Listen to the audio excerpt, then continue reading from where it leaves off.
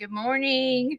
That was different music. Can y'all hear that music on the countdown? I was like, where'd that music come from?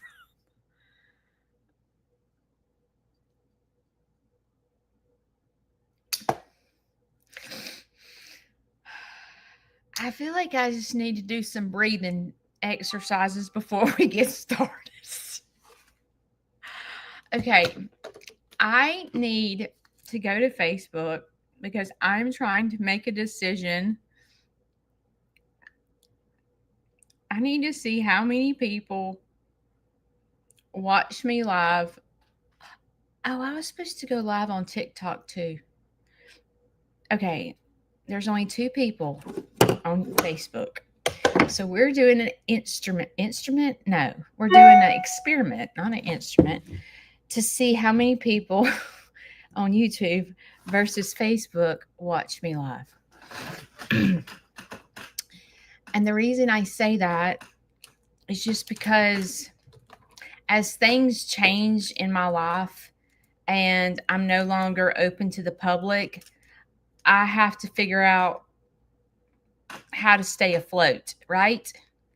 And, it's kind of like when you cut back, like when you're trying to cut back, you have to figure out, like, okay, I need to, instead of buying the brand name groceries, I need to buy the store brand, like you're trying to figure out how to budget and so when it comes to Sneed's Farmhouse and I no longer am open to the public, and the only way I make income to pay for my feed and my insurance, I'm just going to have to keep my insurance and stuff like that. I'm like, okay, what can go? Well, basically, I pay $88 a month to go live. So, in the big scheme of things, I'm like, okay. And the reason I pay $88 a month to go live is because I use StreamYard so that I can go live on Facebook and YouTube at the same time. So I'm trying to decide, do I get rid of StreamYard and use Facebook from my phone and then YouTube from my computer and try to go live at the same time that way so that I can save $88 a month? Because $88 a month will buy at least 2 bags of feed. So I'm trying to budget and figure out how to do things cheaper. You know what I'm saying? So I'm trying to figure out, is StreamYard worth it? We'll see. Okay, so I have no idea what I'm talking about today. No clue. Clue. So whatever comes out of my mouth must be meant to be. Because normally I have kind of an idea of what I want to talk about. And I sort of have an idea, and I think I'm just going to start there. And the reason is I was scrolling through Facebook and I came across, I follow this page. It's so weird because, like, on Facebook, I'm not at the same time as I am live, and it's confusing me because my phone is over here. See, look, I don't know if y'all can see this. See, my hand's up. My hand's not up on Facebook. So it feels confusing. See, I'm delayed. Okay. I don't know if I can look at Facebook. So there is, I think I came across it on TikTok first, but there is this mom, and I'm not going to say the name of her page or anything like that. I probably should. But I don't know. We'll see. We'll see what comes out of my mouth. So I think I first found her on TikTok because I think they became like TikTok famous first, I think. And so she started popping up, her and her son started popping up on my Facebook page. And I think they even have a YouTube channel. And so I started following them because number one, the little boy is maybe 6 or 7 years old, and he's a dancer, and he is fabulous. And he has been in ads for Old Navy in the middle of Times Square. Like he's, and he is all about like fame and being on stage and being in the spotlight and things like that. And he reminds me of me because it's like if you go follow him, okay, I'm just going to tell you his page. Hang on, let me see what it is. Boss Brody or something like that. Let's see. And it's the same name on YouTube, Facebook. It's this Boss Baby Brody. So they have multiple platforms. And so he loves to be on stage. He loves to perform. He loves to dress bougie. He loves the spotlight. And again, it just reminds me of me because I love every bit of that. I am so comfortable in front on stage in the spotlight. Like, you know how some people are like, oh, I would never, talk, get on stage. Oh, I would, or I would never, like, I don't know, like be a public speaker, because it gives me anxiety. Oh, I would be on stage being a public speaker, being a motivational speaker, dancer, that's me. And so I started following them. And oftentimes, so the little boy is very feminine. Very feminine. And he reminds me of me because when he talks, he's very dramatic. How like when I talk, I'm like my tone changes in I use expressions and I raise my eyebrows and I use my hands like when I tell a story. And he's the same way. He's very animated. He's very over the top. And I think he's cute as a bug. So I gotta take my glasses off because I'm getting distracted. So I started following them, I don't know, a while back. And there's many things that I can relate to with the mom, with the son, with the family. I can relate to them. And I think it appears to me that the family, I don't know, that what appears to me is like they're Californians. They're not hurting for money. They live in a huge house. Mom dresses bougie. She's got the perfect figure. She likes fashion. So she's always like, like advertising clothes or perfume, like something, because she just seems really like she's from California. I don't know where they're from, but I'm going to say they're from California. They give the California vibe. So I think the lady has 4 kids. And she's that mom that you're like, how does she look like that after she has 4 kids? Because she has like the hourglass figure, like everything. So the biggest thing about relating to her is I told you how I relate to the little boy.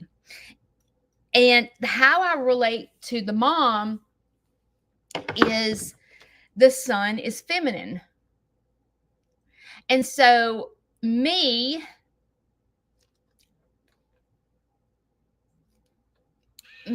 as a mom, when my youngest son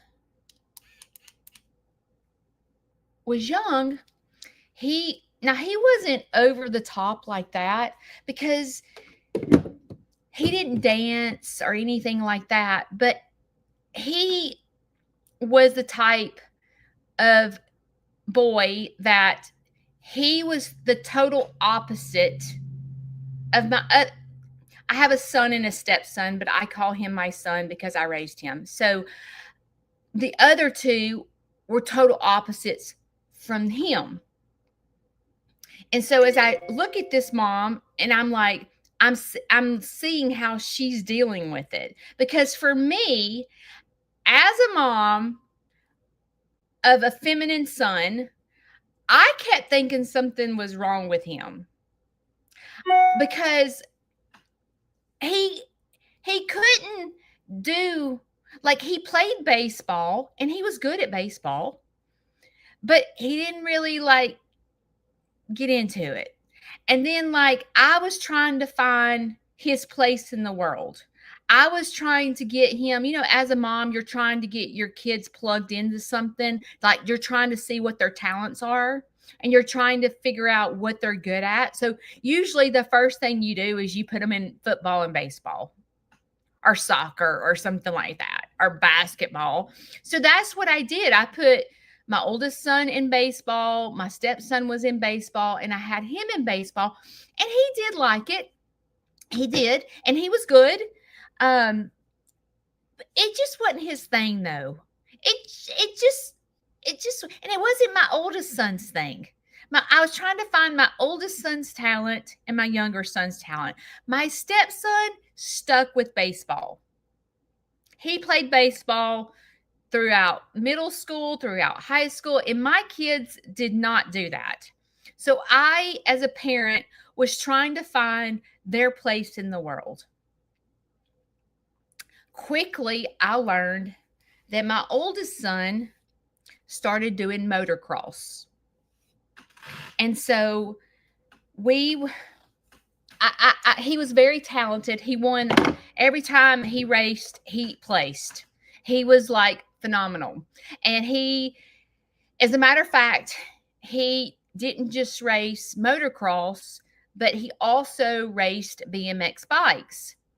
And this child, the first time he ever got on a BMX bike, his dad took him to the BMX bike track to race, and my child won first place every single time, although he never rode a bike a day in his life doing BMX. That's how talented he was. He was incredible. So I learned really quickly that extreme sports was his thing, because he also was into skateboarding. And he went to a skateboard competition. I remember I drove all the way to you know what you do as a parent. I drove all the way to Tennessee, took him and his friend to Tennessee. And I can't remember. There were a ton of kids in the competition, and my son placed. Like, he was just really talented at extreme sports.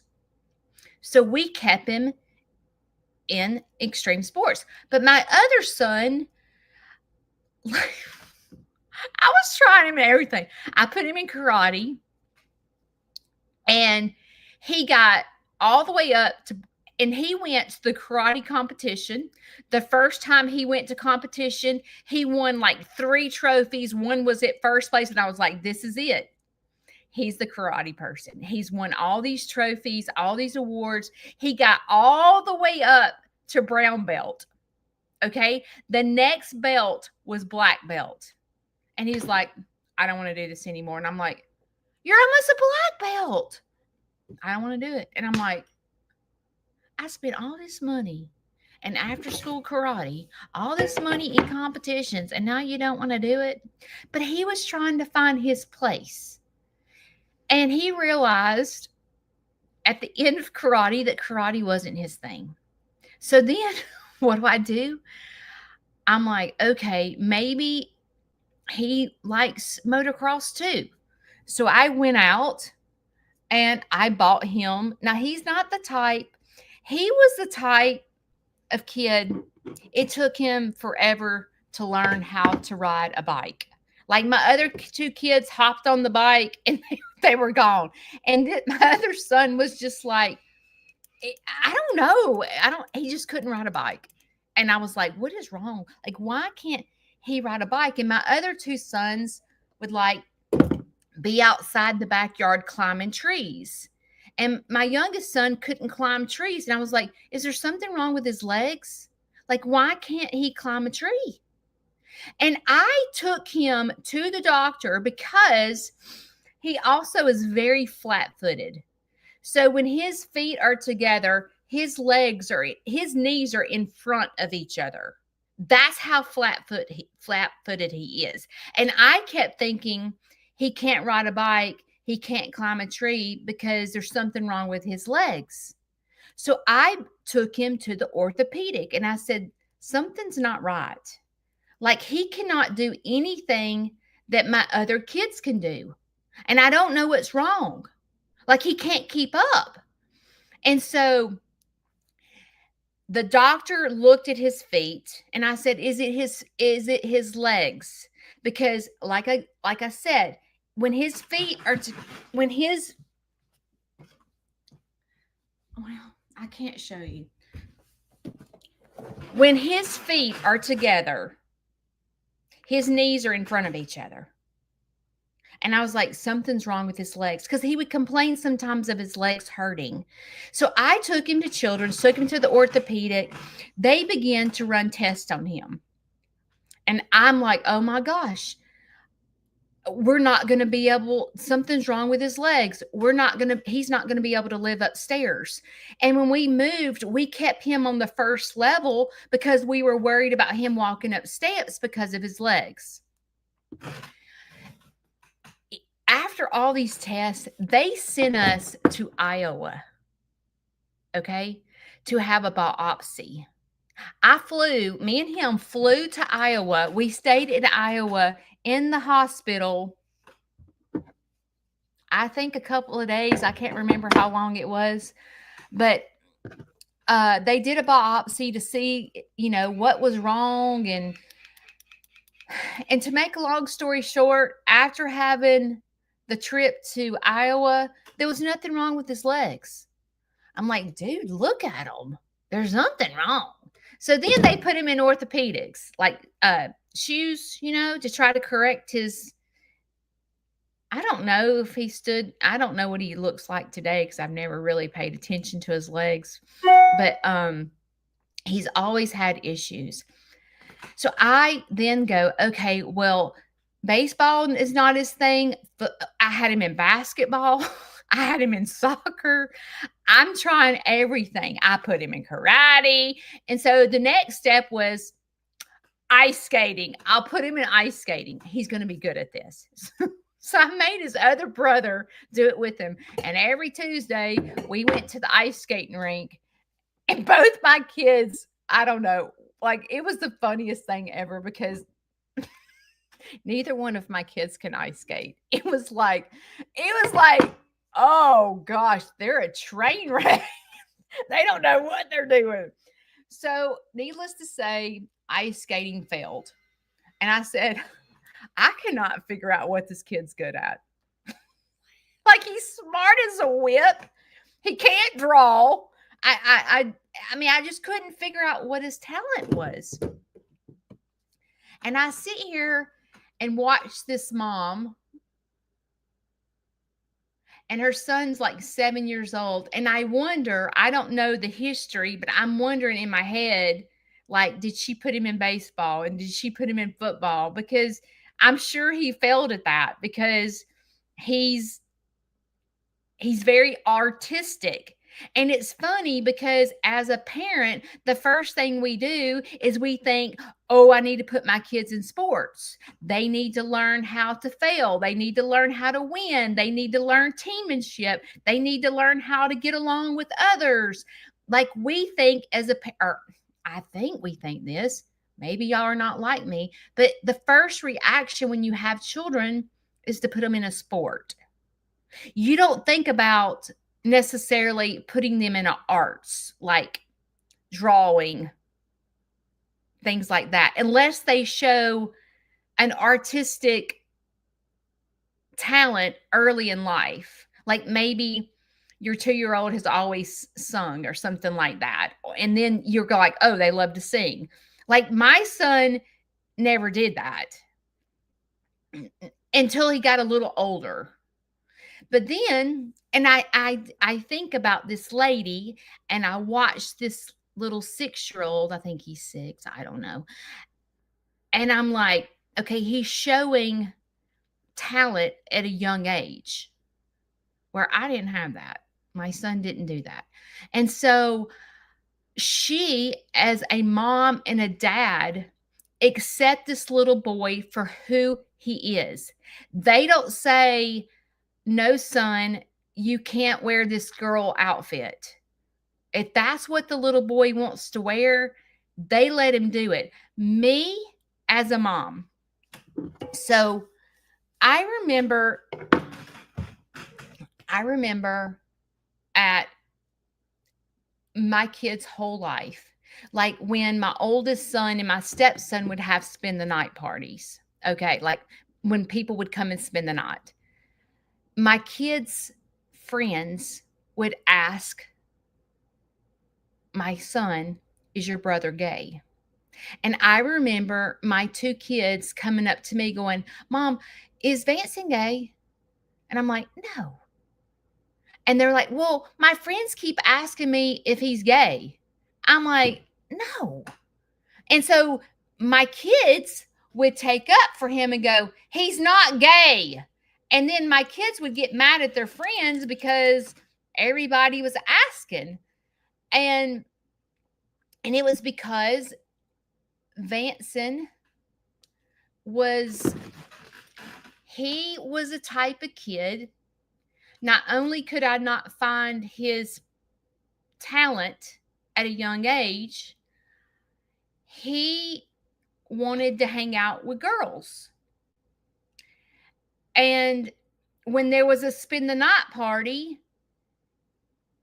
like let's just say his girlfriends were having a spend the night party, he had a hard time understanding why he couldn't spend the night. And I'm like, you're a boy. Like, you can't spend the night with the girls. But those were his best friends. And I was trying to correct the behavior because I was like, you can't spend the night with girls.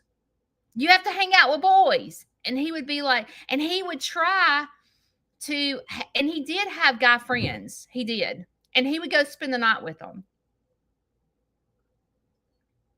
But I'll be honest with you, those friends drove him crazy. I can't find my, oh, here it is.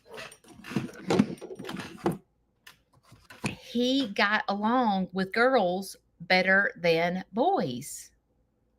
And it reminds me of me because my whole life, girls get on my nerves. Girls are so dramatic. You know, like we're so moody. I actually get along better with boys. Like in high school and stuff, my best friends were guys. So I was just like my son in a way. Now, I didn't want to spend the night with them and stuff like that. But if I had a serious problem, I'm going to a boy.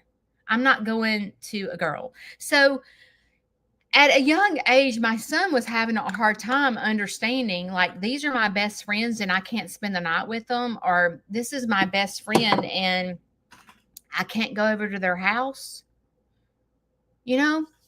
And so I remember this one time in particular, my son and one of his best friends went to Atlanta. I think they were going to a concert, and they went to Atlanta. And to make a long story short, the interstate got closed down. I can't remember why. So my son couldn't get home. Him and his friend that was a girl, it's not his girlfriend, his friend that was a girl, they couldn't get home. And so I was like, okay, I guess you're going to have to get a hotel. I don't know what to tell you. Like, he couldn't get home. And so the girl called her dad and said, hey, the interstate's closed and Vanson and I can't get home.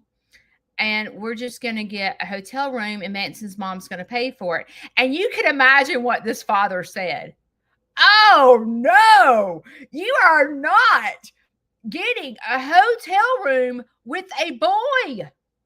This dad like flipped his lid. And I'm thinking in my head, Vanson is innocent.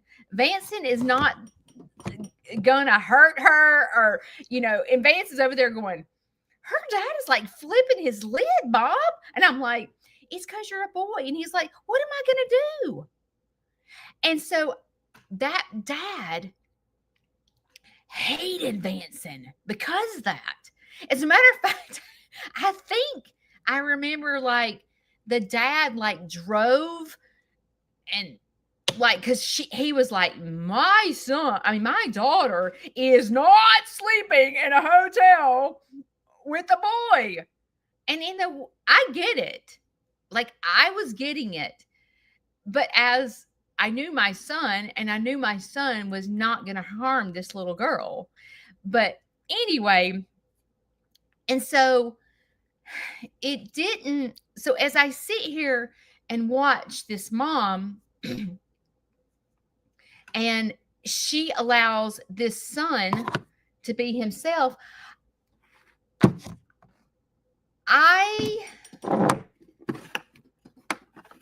didn't do that. I mean, I did do that, but I didn't do that. Like, I kept going, what is wrong with him? Why does he hang out with girls? Why does he not like the boys? But then I would try to associate, well, I like talking to boys more than I like talking to girls because boys get me and girls don't get me. So I would try to associate, but I was trying to figure out, like, why doesn't he necessarily fit in? Like, what is going on? And why can't I find his talent? Why, like, what is wrong with me as a mom? Like, what do I do? And all this was up in the air until 8th grade. In 8th grade, it was in 7th grade, I think. In 7th grade, they had this, it was like a parent meeting. And I remember where I was. The parents had to go in the lunchroom. And it was I know it. No, maybe it was 8th grade. I think it was this. It was 8th grade. And it was like introduction to high school. And it was like a parent meeting at 8th grade, middle school, preparing your son for high school, like what you need to do to prepare your kid for high school. And so I went to this parent meeting, and at this wait, I got to back up. I think if he's watching, he may correct me. Okay, so let me just keep going. At this parent meeting, they had this group perform, and they were called the Magicals. And it was a singing group, and it was boys and girls, and they sang and they danced, and they were fabulous. And they were animated, and anyway, they all wore tuxedos, and it was like a little singing group. So we were sitting there, and Vanson was glued. He was like, And I knew then that he had a desire to be on stage and sing.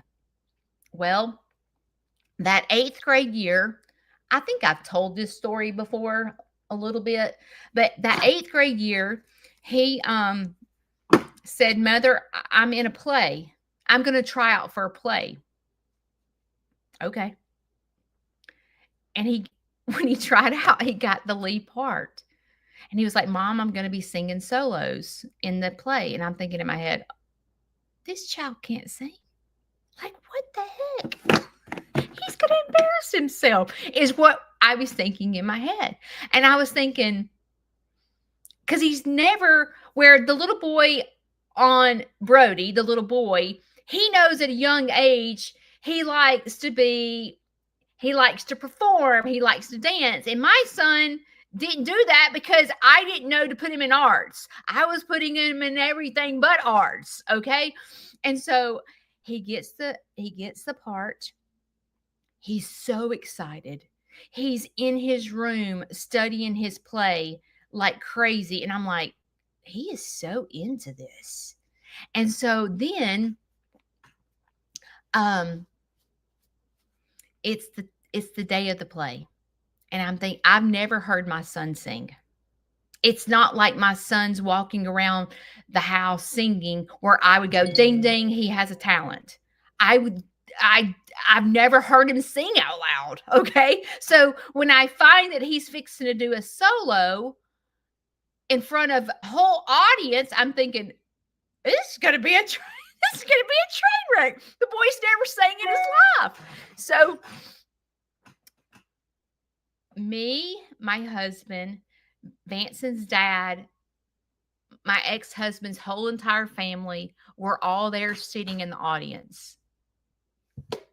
And every one of us were like this. I will never, ever, ever forget that day. It was, oh, shoot. What is the name of I can't remember the name of the play. He was, his little solo required him to jump on top of this desk, and he was singing and he was dancing and he was acting, and I was like, holy smokes, I had no clue he knew how to do that. And he was carrying a tune. I was like, who taught him how to sing? Like, what the heck? The whole time he had this talent that I had no clue he had. And I left there going, how could I be so dumb? How did I not know this? But I didn't know it because he wasn't like Brody. And he wasn't walking around the house singing all the time or watching plays. And like, he didn't do that. And so, needless to say, after that, when he went to high school, he said, Mom, I'm trying out for magicals, which is in 8th grade when I went to that thing, he said, I'm trying out. And I was like, okay. The only people that get into magicals is juniors and seniors. I may be saying this wrong too, but I think I'm right. Juniors and seniors are the only ones that get in magicals.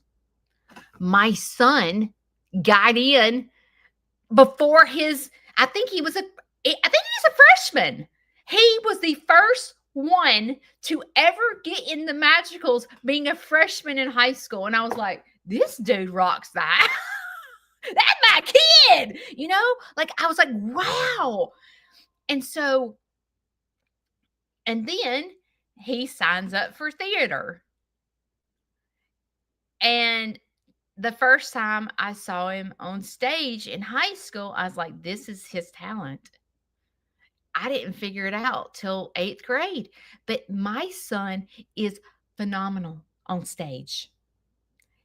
And he is everything I ever dreamt. Now, I never dreamt of like being on stage acting. I dreamt of being like a rockette, like being in the middle of New York, being a rockette, wearing the little cute little outfits, kicking and all that stuff. That's what I had vision for my life. Not and dancing on Broadway, but not like singing. I can't sing worth a flip. So I sit here and watch this mom and dad learn their child's talent at a young age. And this father that I'm following is not correcting the behavior. Like I kept correcting the behavior, going, son, you can't spend the night with girls. Son, that's because like when it was time for like pajama day or something like that at school, he would want to go in my closet and wear my stuff. And I remember sitting in there like going, he's wanting to wear my clothes. And I was correcting the behavior. I was like, son, you can't wear mom's clothes to school. And he was the kid, like during the pajama day, he wanted to wear a onesie, pajamas. And like kids didn't do that, you know? And so he was getting on the bus on a onesie, and I was like, oh my gosh, he's going to get so made fun of. He didn't care. He did not care who made fun of him. He was like, I don't care. I'm wearing a onesie. And I didn't understand that, because most kids care what other people think. My kid didn't. My kid was like, I'm the cutest thing in this onesie and I'm wearing it. And I don't care what people say. Now, at a young age, my son was in the debate team.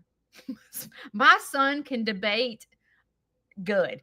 I really feel like one of his callings is probably, if my son was a lawyer, he'd win every case, because he will fight. When he believes in something, he will fight you tooth and nail until you believe what he believes.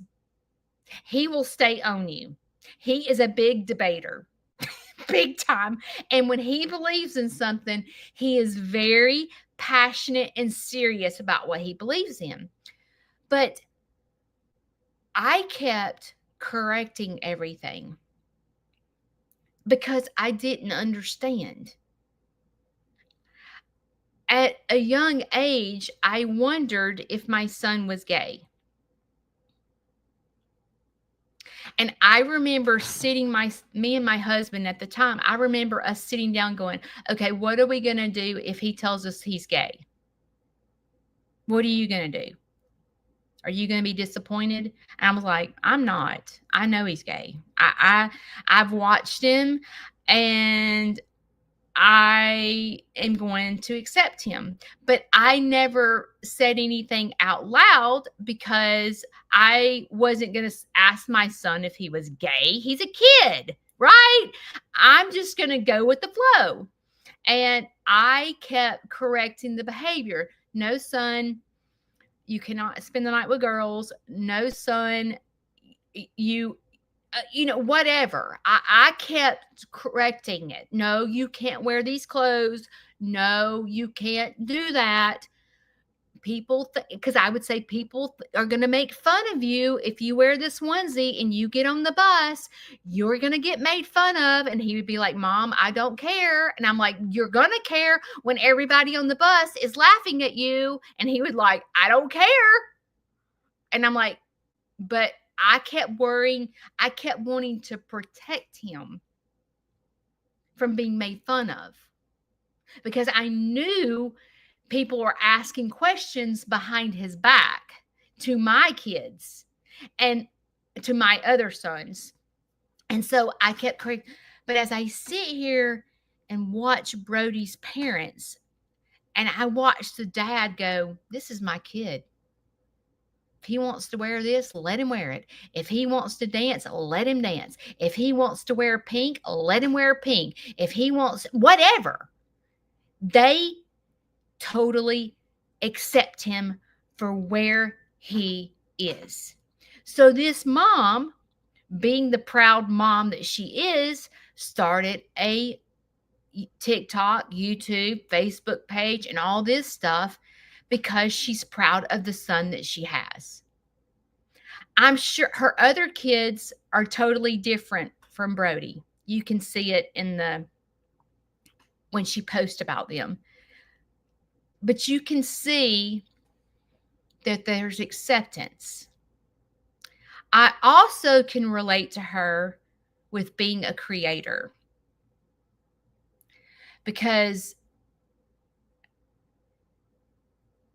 I'm telling you, if you read the comments on her page, you would be like sick.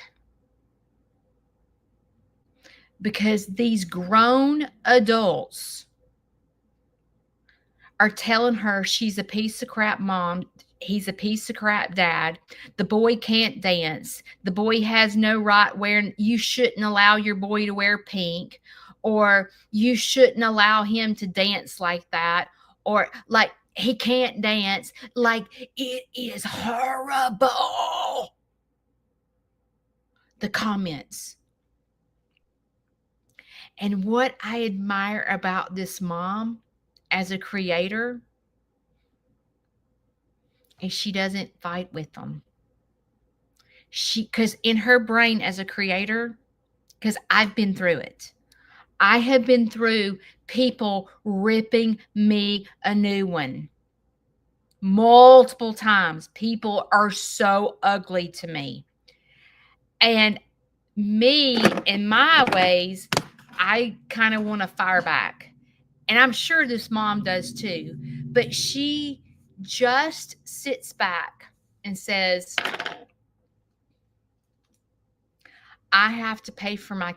Now, I've never had a conversation with the lady, but if I only had to guess, she's like, okay, all these jacklegs that are commenting are helping me pay for his dance lessons. Sure. She's like, okay, I have to think in my head because I was looking. Hang on, let me look. I was looking at one of her videos this morning. Where's my glasses? Oh. I'm just going to read you a couple of comments. Hang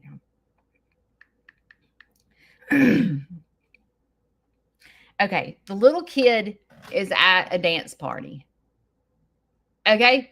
And he's such a cute dancer. He's at a dance party.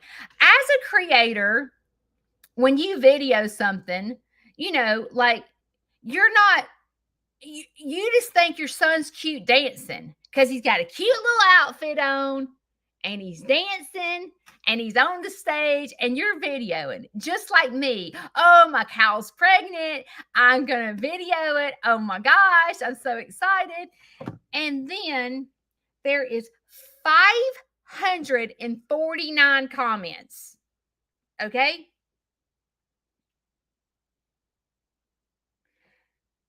And I'll just read this one comment. There are no other children dancing. He's dancing with all these adults staring at him and videotaping. I'm sorry, but this is so inappropriate. And as a creator, I'm like, there could be 400 kids in the background, but this mama was dancing. This mom was videoing her son on stage. As a creator, you can't sit here, like people look at a video and they don't think outside the box. They just look at that video. And as a creator, you're like, dude, there's like 500 kids over here eating cotton candy. But I didn't video that because I thought my son was so cute on stage. And people are ripping her a new one. So as a creator, I can relate to her because I have had viral videos where I've got ripped a new one. Those jokers from New York called animal control and they're at my house. They're calling the freaking IRS on me. They're calling the Better Business. And I'm like, they don't even know me. They're judging me for a 30-second video. and decided that I am a POS and that I do not take care of my animals. Therefore, I should not be in business and I have no rights owning a farm. And the same thing is happening to this creator. She thought it was so cute. Her son's dressed so cute. He's on the dance floor with her best friend dancing, and all these 500 and something comments are people telling her that her son is trash. A 7-year-old. It reminds me. It reminds me of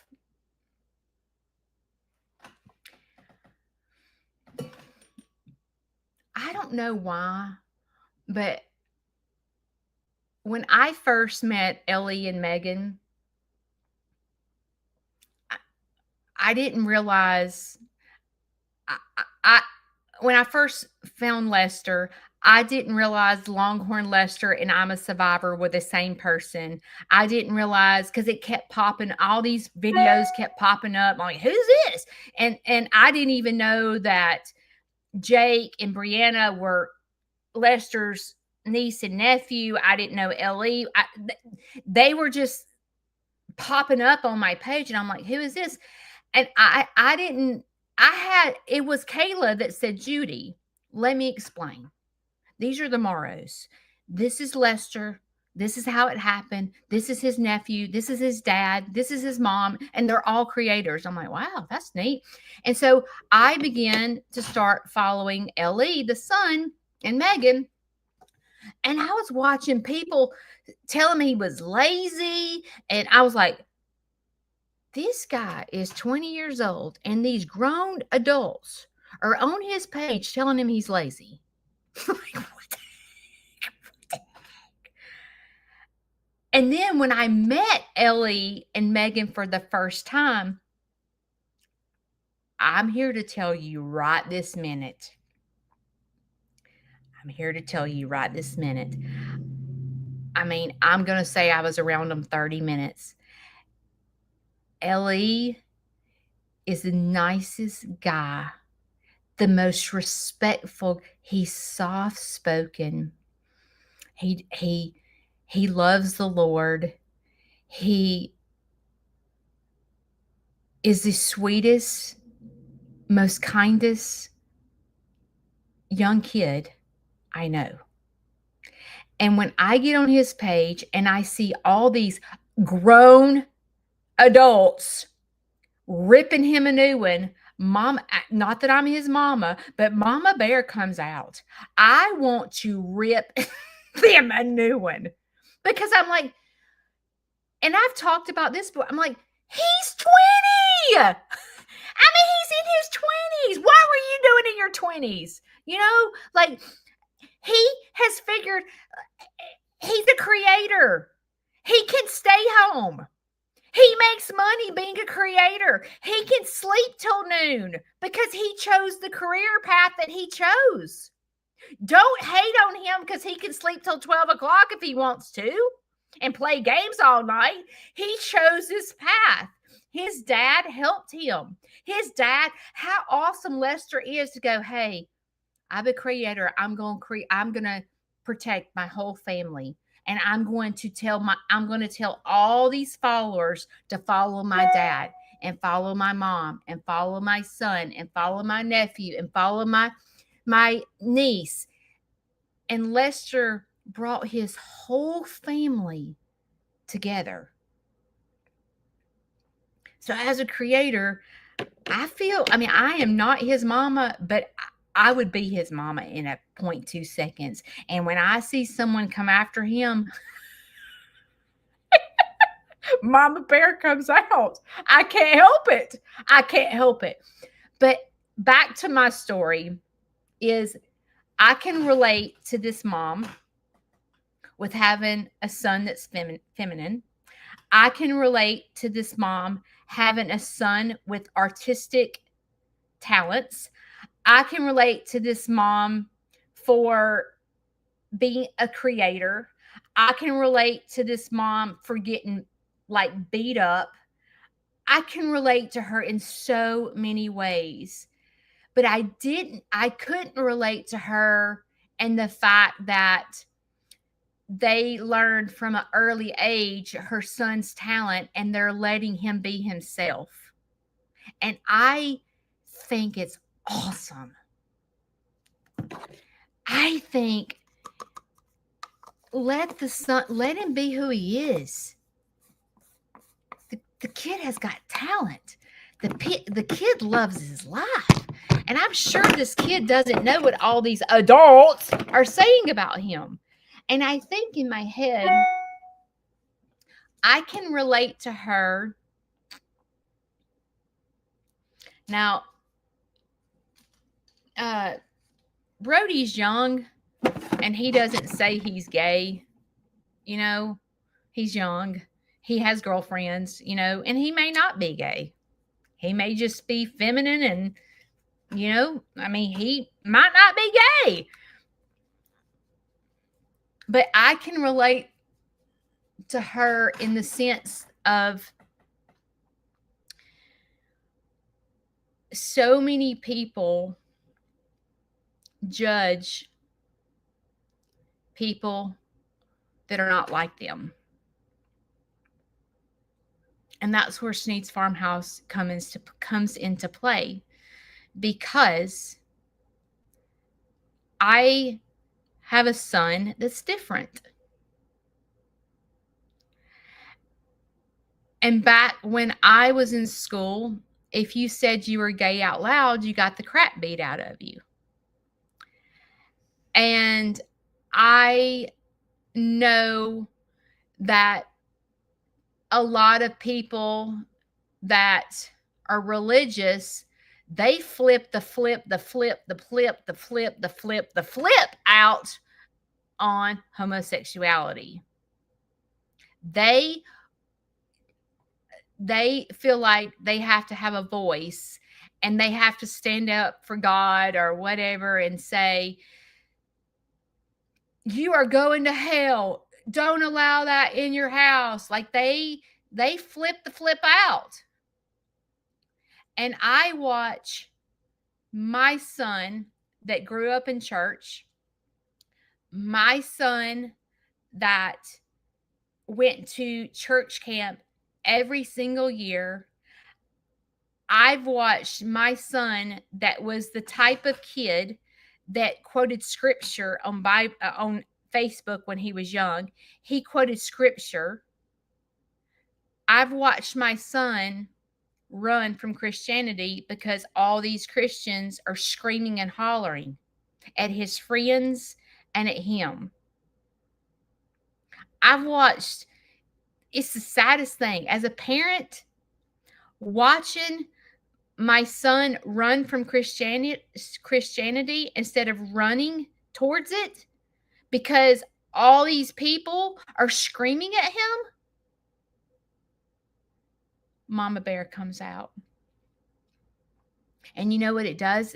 As me, as a Christian, when I see people attacking like that, it makes me run too.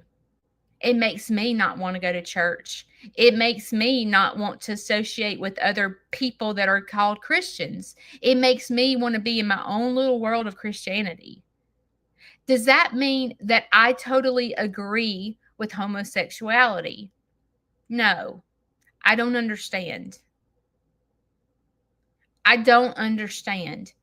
But it's not my place to see. Okay, let's just say this. As a Christian, if I sit here and preach to my son is going to be 27 this year. If I sit here and say, now, Vanson, God says in the Bible that homosexuality, you don't go to heaven. You're going to go to hell, Vanson. Vanson, you can't bring, if you have a boyfriend, you can't bring them around the house. Mama doesn't believe in that. And I'm sorry, but this is what I feel. And you're not allowed to bring a boy here. I don't agree with your lifestyle. You're not allowed. Is that effective?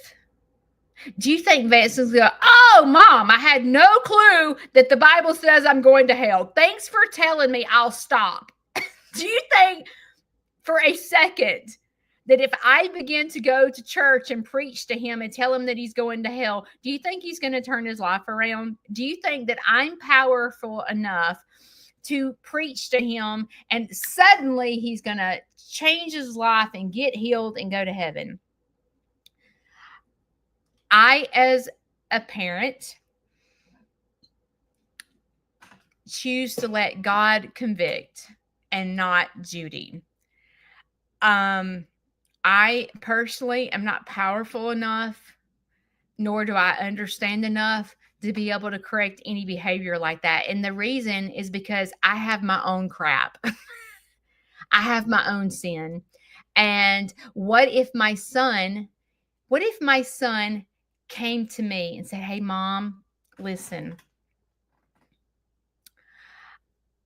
I saw that you keep professing that you have an eating disorder. And I've seen you jacked up your whole life, skinny, fat, skinny, fat, skinny, fat. Do you know that gluttony is a sin? Mom, do you know that you're literally going to go to hell for overeating? Do you think that my son's powerful enough to fix my eating disorder? Do you think if he came and said that to me, oh, gluttony's a sin. Oh, gosh, I don't want to go to hell. I will never overeat again. My body is a temple of Christ. I will never do it again. Thank you for coming to tell me. No, I have a problem with the eating disorder. It attacks me every single day. God gives me a brain to go, okay, we have to work at this every day because you are a sinner. If someone calls me out on my sin, I'm probably going to go for an attack. You telling me I'm fat. You telling me that, have you looked at yourself lately? Do you think you've got this rock hard body and you're the temple of God? And you want to come at me about me eating bonbons on the couch? When we get attacked, we go back for attack. We don't sit here and go, I had no clue. I had no clue that overeating was a sin. No clue. I had no clue. I'm so glad that my son just called me out on that because, and all these people want to attack certain sins. And all these 500 people that are leaving comments about a 7-year-old son and the way a mom and a dad raised their kid. Do you think that this mom is sitting here going, I had no clue that I was such a POS mom. And I feel in my heart, until you've walked in someone's shoes, you have no right to judge them. And a lot of times people that are religious, they're like, I'm supposed to stand up for God. I'm supposed to say this. I'm supposed to, that's part of me being in the army of God, is for me to scream and holler at you that you're going to hell. And I say, do what you feel like you need to do as a Christian. If you feel led to preach to people that are homosexuals or whatever, if you feel like God is calling you to do that, well, then I guess that's what you do. But for me and my Christianity, and for me and who I am, I feel like I'm going to stay in my own lane. And that's what Sneed's Farmhouse is about, is not discriminating against people that don't look like you, that don't talk like you, that aren't raised like you, that doesn't have your mannerisms. That's what Sneed's Farmhouse is about. If you totally disagree with everything I'm saying, it's okay. God gives us all different brains and different minds. But I'm just telling you how I feel as a mom. I'm I was in this lady's shoes. Have you been in my shoes? Do you have a son that's gay? Do you have a daughter that's gay? If not, probably the best thing for you to do is try to sit here and imagine for just a second being in my shoes. What would you do? A lot of times, we as human beings, we've all said, I would never do that. I can remember this time. I would love to throw this in his face, but I'm not going to, because I'm not mean like that. I remember when my son's daughter, my kids were 16. And, oh gosh, I'm long-winded. My kids were 16 and his kids were like 10. Okay. And it was time for me to decide whether I was going to get my son a car.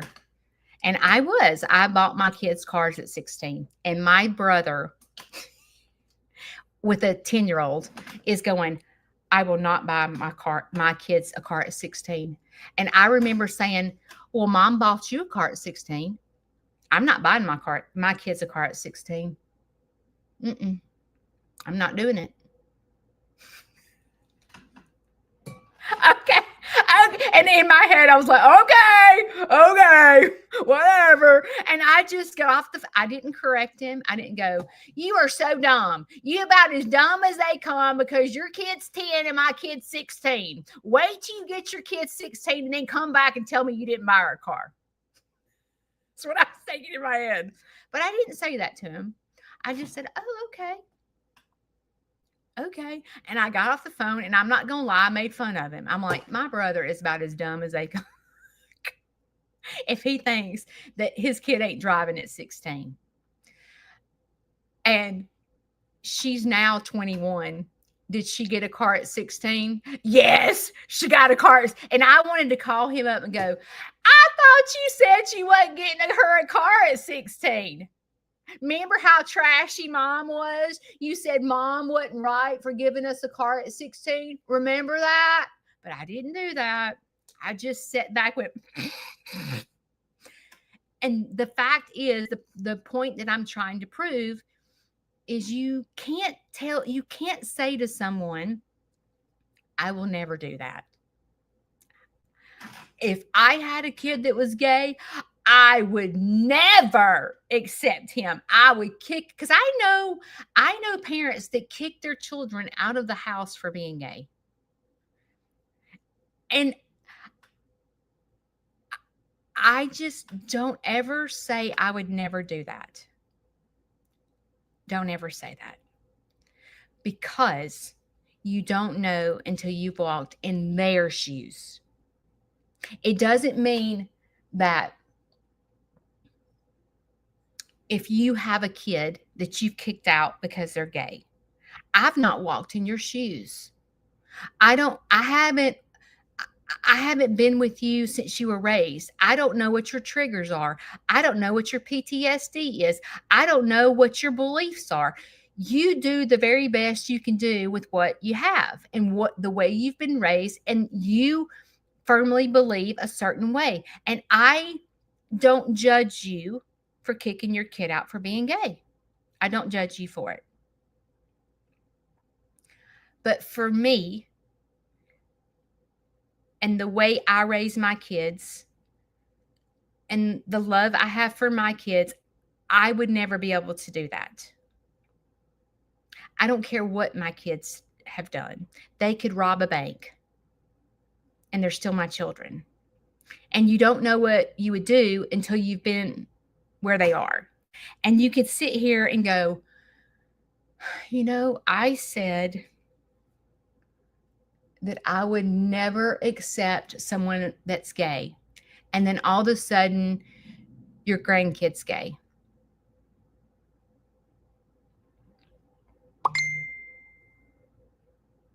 And when you go through that and you watch the hurt and the judgment from watching your grandkid raised, and you hear all the, you're going to hell, you're going to hell. Like all the people at your church are going, those homosexuals are going, and you're like, oh my gosh, my grandkid's gay. They're talking about my grandkid. They're telling me my grandkid's gay. And you're sitting in Sunday school and they're talking about, they read the scripture about homosexuality, and you feel like you've been kicked in the gut because you're like, oh my God, my grandkid is gay. And they're sitting here screaming and hollering, my grandkid's going to hell. And I can't literally sit in this Sunday school class another minute because all I can hear is my freaking grandkid is gay and she's going to hell. And then you find yourself not going to church. But you don't tell anybody why. Because you don't understand. Like, I don't understand why my grandkid's gay.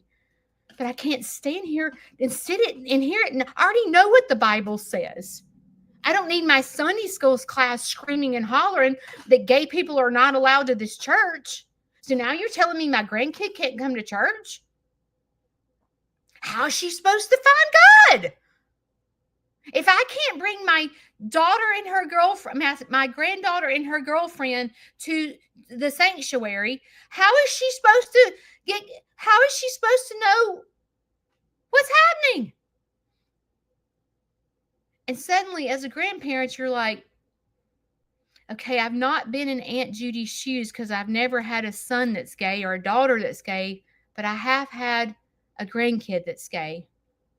And I know the pain that this mama is going through and Aunt Judy has been through, and people screaming and hollering. I know what it feels like now. I don't know what it feels like to have a daughter or son, but I know what it feels like to have a grandkid. And I know when people start screaming and hollering, it hurts me. And it makes me not want to go to Sunday school anymore. Because all these people are casting judgment, and I don't know how to say how I'm feeling.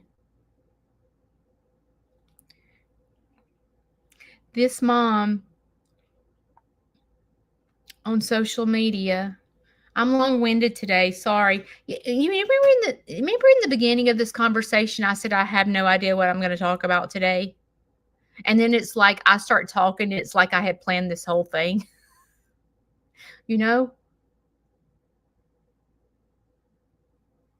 For me and myself, I have learned to be careful. Does it mean that I don't cast judgment? I do. We're human. I had to correct it though.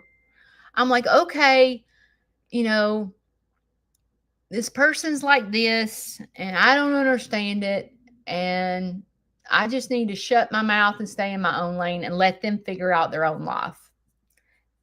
That's how I feel. Sitting someone down, telling them they're so wrong. I would love to play God. I do like to be on stage. I do, but unfortunately, I'm just Aunt Judy, and unfortunately, I can't correct everybody's problems because I have too many of my own. I have new mascara that a backup dancer gave me. This is primer. I'm almost done, y'all. Hang in there with me. Honest. And to be honest,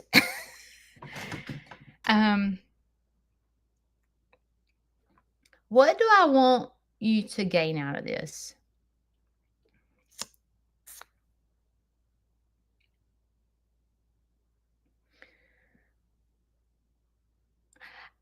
Do I want you to believe like me? No. That's not what I'm not trying to get you to believe like me. I'm just a voice of a creator and what it feels like to be told you're a POS. You're lazy. Oh my gosh. You don't take care of your animals because you sleep till noon. All that crap. It- it- really? Do you live with them? Do you live with them? You can get animals in any routine. Just because I don't know, I keep seeing people gripe because he sleeps too late. I'm like, really, really, really. Oh my god! What I hope you gain from this is you don't have to believe like me, but I'm a creator. I know what it's like to be judged from a video. I know what it's like to be judged from someone that has a son that's gay. I've seen and heard the judgment from someone with color. Does that mean I can correct everyone around me to believe like me? If I stand up and say, you're not talking about that in front of me, or you're not going to do that around me, does that mean that I am correcting the problem? No, because unfortunately, I'm just Aunt Judy. Okay. I, I'm not, I would love to tell you that I'm strong enough to change people's attitude. But unfortunately, I'm just this peon in Coleman, Alabama that no one listens to. Okay. I can't change the world. I can't. But maybe you can just look how pretty this mascara is. But maybe for a second, maybe I can make you think. It doesn't mean I want to change your mind, but think for just a minute. Think. Think about what you say. Think about the words that come out of your mouth. Think about the thoughts that you have in your head. Are they pleasing to God? So getting out these 500 and something comments is one of those pleasing to God. Go read them. I showed you Boss Brody's baby, I can't remember. Just go read the comments and tell me if any of these comments are effective. Boss Baby Brody. Go read them. Oh.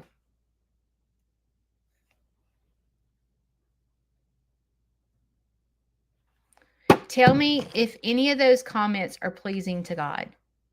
When you see people on another creator's page casting judgment, tell me one of those comments that are pleasing to God.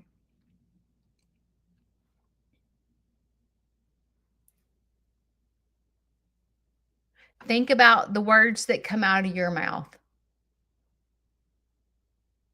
When you're over here preaching like a son of a gun,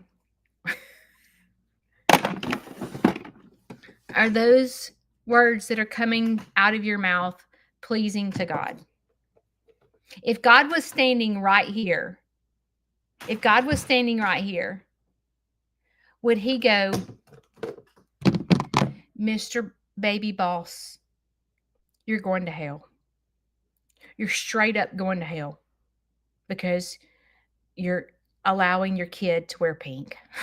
Okay. Therefore, I'm going to cast a spell upon you and you're going to hell. Do you think if God came over here and sat beside me and was talking to my son, do you think the words that come out of God's mouth would be, dude, you're going to hell because you have gay tendencies? and you're gay. You say you're gay. Therefore, you're going straight to hell. Do you think God that those are the words that would come out of God's mouth? Or would God pull up at my table, pull a chair, and have dinner with all of us? So when the words come out of your mouth, are they pleasing to God? Or is it something that God would say if he was standing right here? You're so lazy because you sleep till noon and play games all night. God standing here, would he say that? These 500 comments that are being said, would God go, parents, you're straight up going to hell because you just allowed your dancing boy to wear a tutu? Or would God pull up a chair at the table and would he eat with the sinners? So today is Monday. Today you have choices. I call sitting it out as if you continually allow yourself to not change for the best.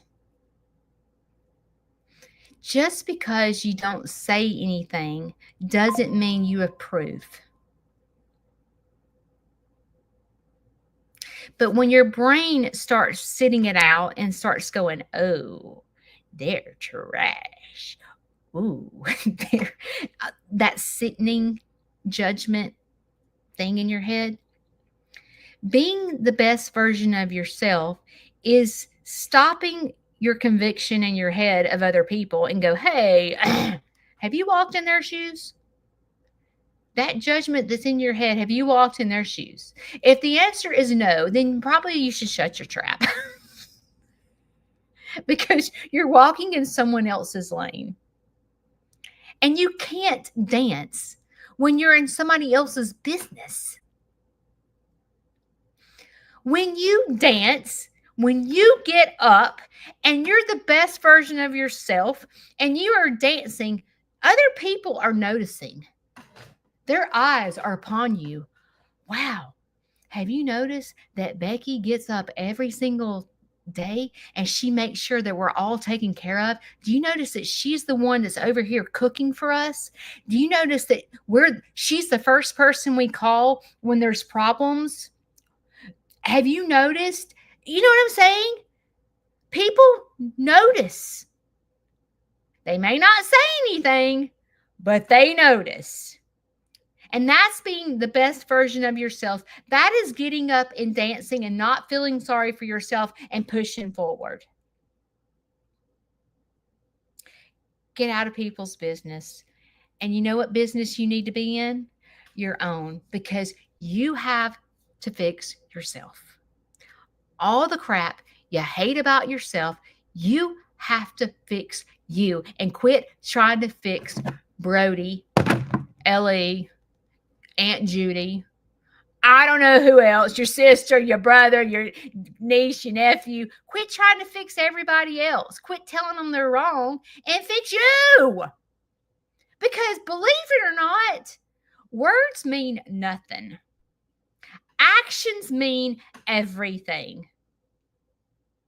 People follow people that are the best version of yourself. It is contagious. If you don't believe me, try it. I love you. I'll see y'all Wednesday. Bye.